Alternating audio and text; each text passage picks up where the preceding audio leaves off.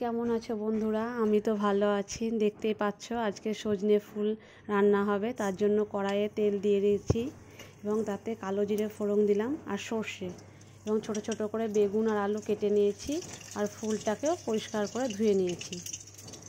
এবার কড়াইয়ে তেল গরম হয়ে গেছে, এবার আমি দিয়ে দেব আলু বেগুন, সেটাকে হালকাভাবে নাড়ব এবং একটু যখন লাল লাল হয়ে আসবে তখন তাতে দিয়ে দিতে হবে সজনে ফুল। একটু নেড়ে নিচ্ছি। এবার আমি সজনে ফুল দিয়ে দিলাম। গ্যাস কমিয়ে আস্তে আস্তে নাড়ব এবং নাড়ার পর এতে স্বাদ অনুযায়ী লবণ আর দিয়ে দেব আমি একটু হলুদ, দিয়ে আর একটু নেড়ে নেব। দিয়ে এবার আমি তাতে দিয়ে দেবো একটু ঢাকা দিয়ে এবার আর একদিকে আমি মশলা করব। সাদা সর্ষে আর কালো সর্ষে আর কাঁচা লঙ্কা নিয়ে নিয়েছি। এবার মশলাটা আমি রেডি করে নিলাম।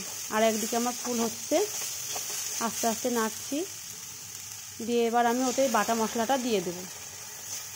বাটা মশলাটা দিয়ে হালকা করে নাড়বো। নাড়তে নাড়তে দেখবেন কেমন ফুলটা শুকনো শুকনো হয়ে এসছে, এবং তাতে দিয়ে দেবো সামান্য আমি চিনি। চাইলে আপনারা না দিতেও পারেন। এবং ফুলটা আমার প্রায় হয়ে এসছে, দেখুন ভাজা ভাজা হয়ে গেছে এবং নিচের দিকে মধ্যে লেগে লেগে যাচ্ছে, এবং ফুল থেকে যে জল বেরিয়েছিল ওতেই আমার হয়ে গেছে, জল আমার লাগেনি। দেখুন আমার রেডি হয়ে গেছে বন্ধুরা। দেখা হবে আবার নতুন কোনো ভিডিও।